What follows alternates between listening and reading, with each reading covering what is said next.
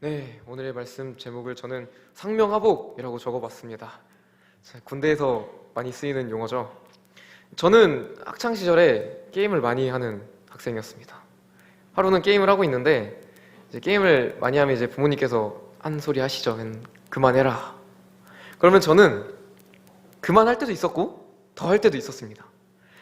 왜 더 했냐면 제 계획 중의 일부였기 때문이에요. 그 시간이. 저는 이제부터 게임을 시작해서 이때까지 게임을 하고 이후의 시간을 또 나름 계획을 세워서 시간을 해서 게임을 했었습니다. 근데 제가 원했던 그 양만큼 게임을 하지 않았는데 부모님이 게임을 그만하라고 했어요. 저는 그만하지 않았을 때를 생각해보면 저는 제가 생각한 바가 있었고 그것을 하고 게임을 그만했습니다. 그럼 게임을 그만했다는 것으로 저는 부모님께 순종했다고 말할 수 있을까요? 게임을 그만하긴 했잖아요?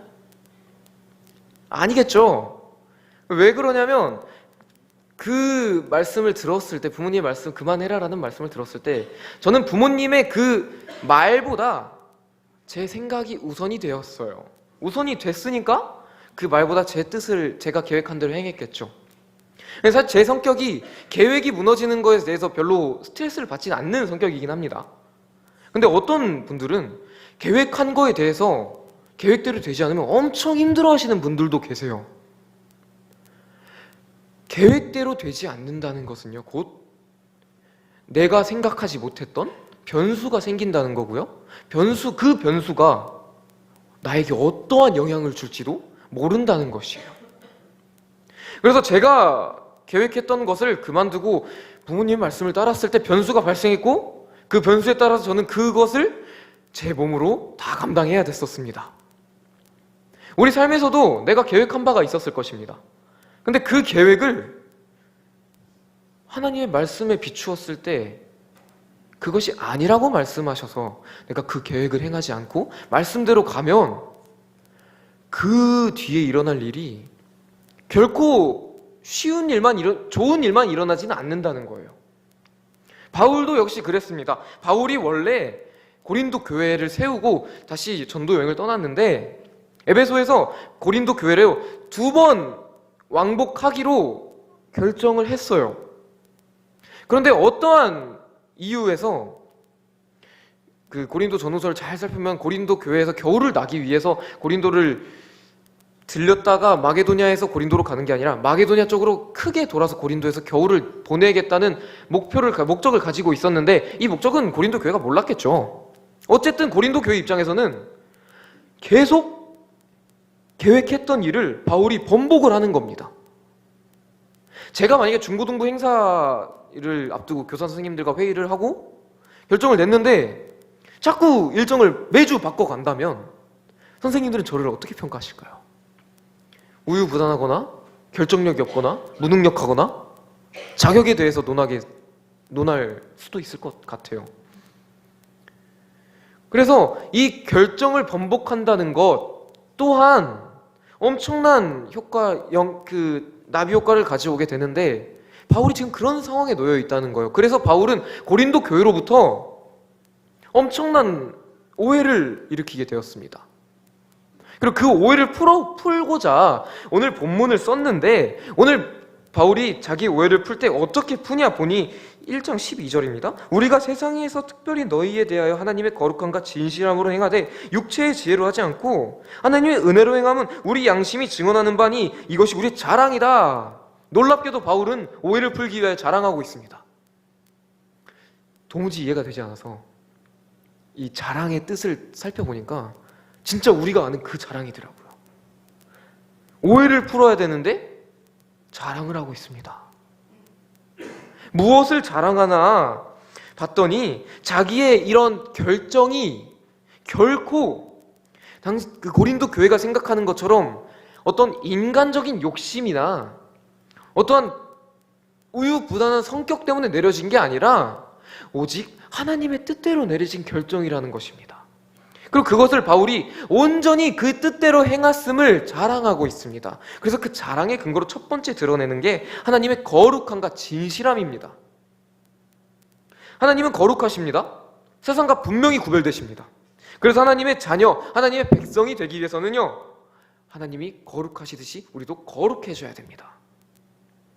그래서 우리는 세상과 구별된 자가 되어야 되고, 우리는 그리스도 안에서 구별된 자가 되었습니다. 그런데 이 구별됨, 바울이 말하는 이 구별됨을 이해하기 위해서는, 아니요, 신약 성경 전체를 이해하기 위해서는요, 하나의 문화를 알아야 되는데 헬라 문화를 이해할 필요가 있습니다.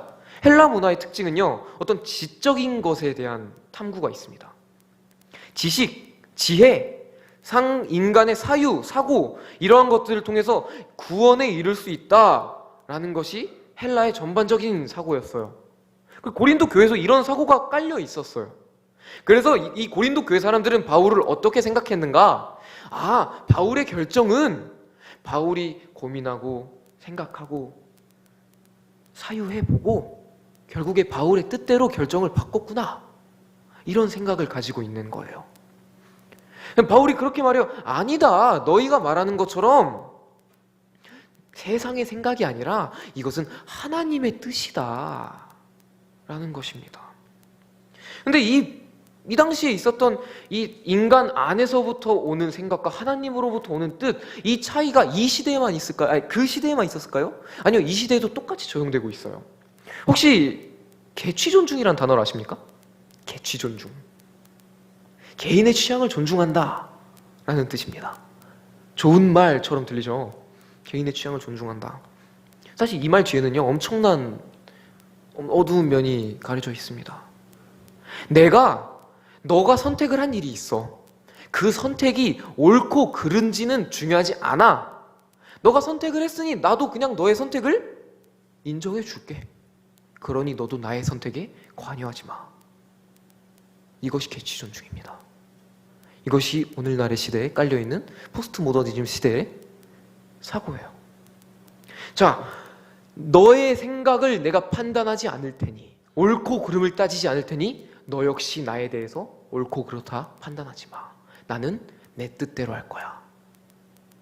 이 시대 가운데 하나님의 말씀이 선포되면 어떤 일이 벌어질까요? 하나님의 말씀은요, 분명히 제시하는 바가 있습니다. 내 뜻과 다른 것이, 아니요, 사람의 생각과는 거의 다를 겁니다. 근데 그 생각이 들어왔을 때 우리는 하나님의 말씀을 불편해해요. 왜요?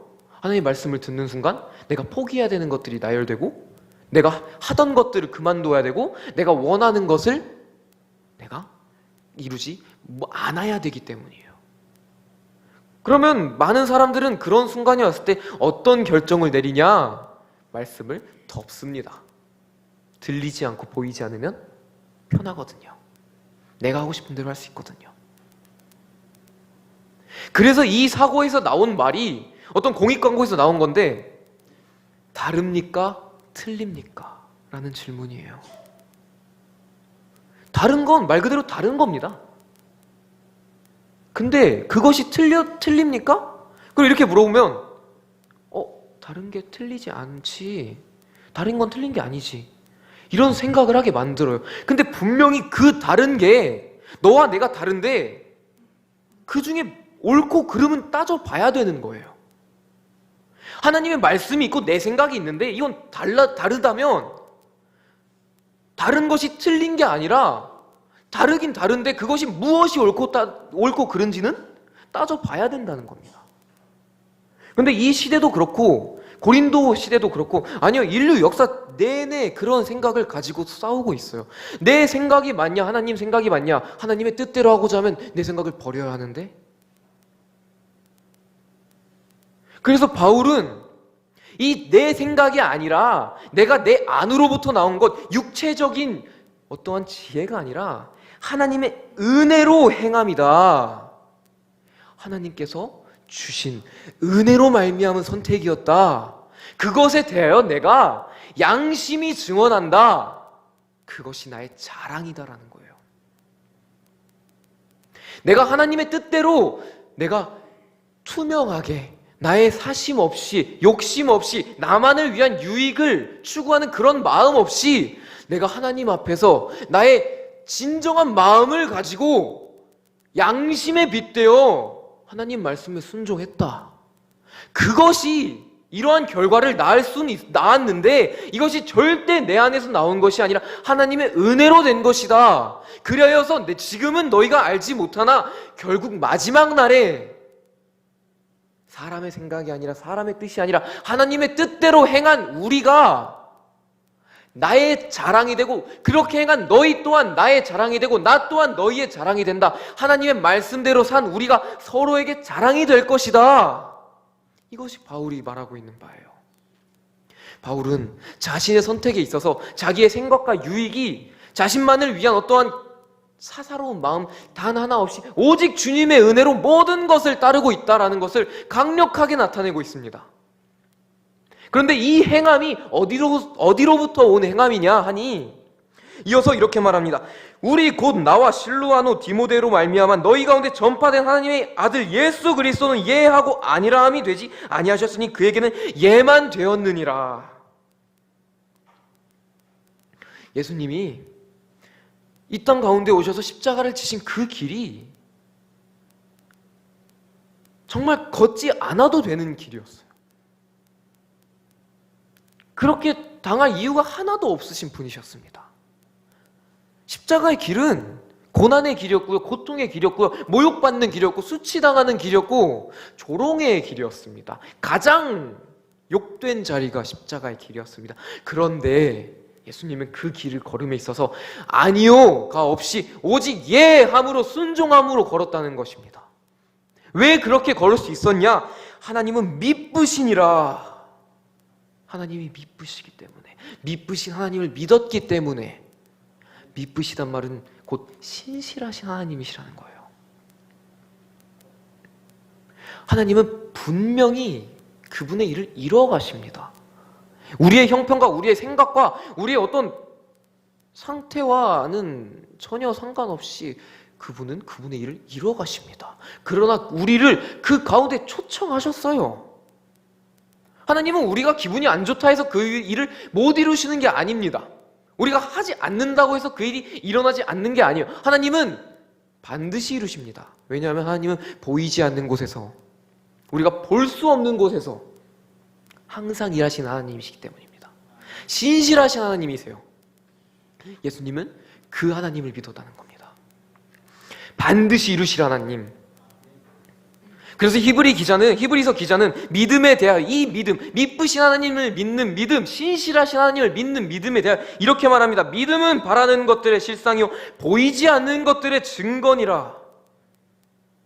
내가 눈으로 봤기 때문에 이 길을 걷는 게 아니라 하나님의 일하심을 믿고 그 일하신 하나님을 믿고 반드시 완성시키실 그 하나님, 신실하신 하나님을 믿기 때문에 내가 이 길을 갑니다. 눈에 보이지 않지만. 그래서 노아는요, 경외함으로 방주를 준비했습니다. 아브라함은요, 그 좋은 도시에서 떠나 하나님이 말씀하신 곳으로 갔습니다. 심지어 아브라함은 어디로 가야 할지도 모르면서 그 땅을 떠났습니다. 그리고 아브라함이 결국에 순종해서 겪은 일은요, 뭐 좋은 땅도 아니고 좋은 집도 아니었고요, 텐트 치고 살았어요. 근데 아브라함은 그래도 믿음으로 순종했습니다. 왜요? 지금은 내가 비록 장막에 거하고 있으나 하나님이 계획하시고 지으실 터가 있는, 하나님이 선수 지으신 성이 있음을 믿었기 때문이에요. 모세는요, 그 이루실 하나님, 모든 것을 주관하시고 통치하신 하나님을 믿었고요, 그 믿음으로 말미암아 내가 이 길을 걷기 위하여 이 세상이 주는 애굽의 왕자라는 자리에서 받는 그 모든 권세를 포기했습니다. 아니요, 내려놨어요. 받기를 거절했습니다. 그곳에서 이 세상이 누리는 죄악의 낙을 누리는 것을 포기하고 그것들보다 오히려 그리스도인들과 함께 고난받는 자리를 선택했어요. 왜요? 그 하나님을 믿었기 때문에. 세상이 주는 상보다 이 길을 걸었을 때, 십자가를 표대로 삼고 끝까지 걸어갔을 때, 그때 하나님이 주시는 주님의 사랑을 바라본 그것이 믿음이라는 겁니다. 그래서 바울은요, 자기의 이런 선택이 자기의 자랑이 돼요. 손가락질합니다. 신학교 간다 했을 때 얼마나 많은 비웃음을 당했는지 모릅니다. 왜 그렇게 어려운 길 가냐? 왜 그러냐? 근데 그 당시에 저는 가야만 했었습니다. 지금도 그래요. 너무 제 생각과 충돌되는 게 너무 많습니다. 근데 하나님 말씀에 분명히 적혀있고 분명히 말씀하시는 게 있기 때문에 저는 그것을 항상 싸워야 돼요.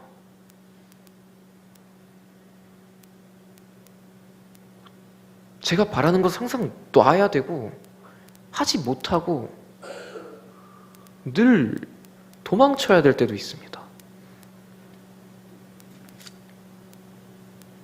그런데 이러한 모든 것들이 하나님께서 우리에게 저 멀리 있으시고 보여줬지?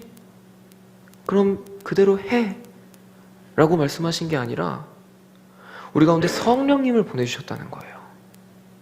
우리가 주님의 말씀 믿고 주님 말씀하신 것, 약속을 이루신 그 하나님의 약속을 믿고 우리가 아멘으로 달려나갈 수 있도록 우리 마음 가운데 성령님을 주셨다는 겁니다. 그리고 우리는 성령님을 말미암아 그리스도 안에서 굳건하게 됩니다. 우리는 마침내 승리하게 됩니다. 진정한 사명자에게는요, 오직 예만 있습니다. 예라고 말해놓고 뒤에 가서 내 상황에 맞춰서 언제든지 아니요! 라고 뒤집히는 그러한 신앙이 아니라 예라고 했으면 뒤로 가서 내가 어떠한 자리로 가게 되든지 예라고 했으니 순종함으로 그 예를 걸어가는 것, 그게 진정한 사명자라는 겁니다. 우리의 사명이 뭘까요? 예배하는 거예요. 예배라는 것은요, 출애굽한 이스라엘에게 하나님이 임재하시기 위하여 그들과 함께 하시기 위하여 주신 계명 율법들이 있는데 바로 레위기입니다. 레위기는 성막에 관한 율법이에요. 완전히 거룩하신 하나님이 완전히 부패한 인간과 함께 하신다는 것 자체로 너무 많은 문제들이 발생되는데 그럼에도 불구하고 가능하게 해주신 길이 예배인데 이스라엘은 그 예배를 버렸습니다. 출애굽한 이스라엘의 목적은요, 예배하기 위함이었어요. 근데 가나안 땅, 약속의 땅 앞에서 그들은 스스로 그 땅에 가기를 거절했고 그들은 스스로 그들의 사명을 지워버렸습니다. 도리어 하나님께서 그들을 이 악이라는 애굽에서 끌고 나와 시내산에서 언약을 맺으시고 약속의 땅까지 인도하셨는데 다시 세상으로 돌아가고자 했어요. 그들은 스스로 사명을 지워버렸습니다. 자기가 보기에 좋은 것들을 쫓아서 진짜 해야 될 것을 스스로 버렸어요. 그 결과 어떻게 됐냐? 그들은 다 광에서 죽었습니다. 가나안 땅에 들어간 이스라엘도 마찬가지예요. 하나님께서 은혜를 베푸셔서 가나안 땅에 들어가셨는데 그곳에서 원하시는 것도 딱 하나, 예배하는 것이었습니다. 그런데 그들은 예배하지 않고 오히려 세상의 것을 받아들였고 세상의 우상을 섬겼고 하나님을 섬긴다, 예! 라고 대답했으면 뒤에서 아니요! 라고 말하는 그러한 모습을 가지자 그들은 그 땅에서 쫓겨났습니다. 빼앗겼습니다. 그들이 가진 모든 것을 빼앗겼어요. 그들은 세상의 포로가 되었습니다. 사명을 잃은 사람은 이렇게 이스라엘처럼 됩니다. 사명을 잃지 않기 위해서는요, 오늘 바울이 말하는 것처럼 성경이 우리에게 주시는 말씀처럼 하나님의 말씀에 늘 순종함으로 예로 달려나가야 되는 것이에요. 그래서 바울은요, 자기가 이 순종의 길을 걸을 때 어떠한 상황에 처해 있든지 그게 전혀 중요하지가 않게 되었습니다. 그래서 그러면 무엇이냐, 거칠애로 하냐, 참으로 하냐, 무슨 방도로 하든지 전파되는 것은 그리스도니 이로써 나는 기뻐하고 또한 기뻐하리라.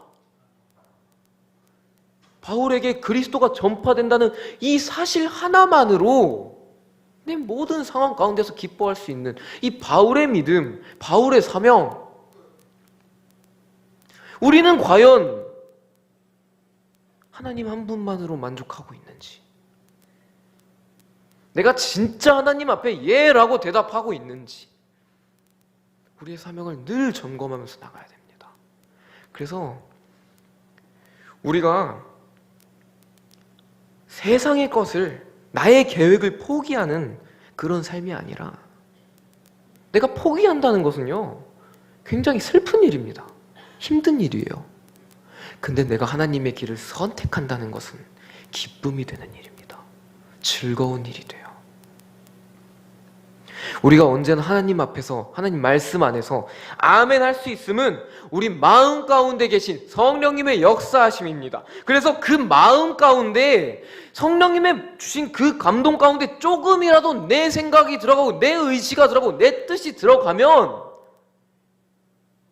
문제가 발생한다는 거예요. 하나님의 말씀을 하나님의 말씀으로 받는 거, 예배를 예배답게 드리고 그리스도인이 그리스도인답게 사는 거, 세상이 뭐라 말하든 어떠한 것을 보여주든 어떠한 상황에 처하든. 그래서 오늘 말씀, 제가 나누는 말씀 제목 상명하 복이라고 정했는데 제가 정한 복은요 복종하다의 복이 아니라 복자를 썼습니다. 하나님께서 우리에게 명령하셨습니다. 그리고 그것이 우리에게 복이 된다는 거예요. 하나님이 우리의 걸음걸음마다 간섭하시고 개입하시는 거지 우리에게 늘 좋은 일은 아닐 수 있어요. 불편하고 힘들 수 있습니다. 하나님의 간섭하심이, 주님 왜 나한테 그러십니까? 왜 나한테만 그러십니까? 왜 내가 가는 길마다 막으시고 왜 내 뜻을 항상 꺾으십니까? 라고 생각될 수 있으나 하나님의 간섭하고 개입하심이 우리에게 얼마나 큰 복인지, 하나님의 말씀을 그냥 그 시대의 이야기로, 하나의 좋은 이야기로 그렇게 여기고 덮어버리는 게 아니라 말씀을 말씀대로 받고 말씀대로 살아갈 수 있도록 도와주시는 그 걸음을 인도하신 하나님의 복이 우리에게 진정으로 복이 되고, 그리할 때 우리가 이것을 놓지 않고 언제나 주님한테서 아멘으로 달려나갈 때 우리는 사명을 다하는 진정한 사명자가 될 줄로 믿습니다. 기도하시겠습니다.